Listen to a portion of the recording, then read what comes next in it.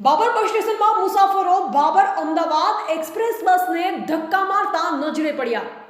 એક બાજુ ગુજરાત એસટી બસના ભાડામાં એક ઝાટકે 10%નો વધારો કરી ગુજરાતની જનતા પર મોંઘવારીના ભારણમાં વધારો કર્યો છે અને બીજી બાજુ આવી ખખડધજ બસોની મુસાફરી કરવા લોકો મજબૂર બન્યા છે।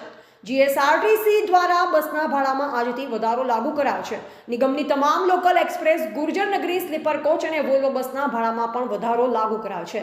48 કિલોમીટર સુધી 1 થી 4 રૂપિયાનો વધારો જાહેર કરી આમ જનતા ડેલી સર્વિસ, નોકરી ધંધા માટે અપડાઉન કરતા હોય તેવા મધ્યમ વર્ગીયના લોકોનો ભારણ વધારી નાખવાની ચર્ચા લોકોના મુખે સાંભળવા મળી રહી છે। ત્યારે આ પહેલા વર્ષ 2023માં 25%નો વધારો ઝીક્યો। હવે 2 જ વર્ષ બાદ પાછો સરકારે 10%નો વધારો જાહેર કર્યો છે।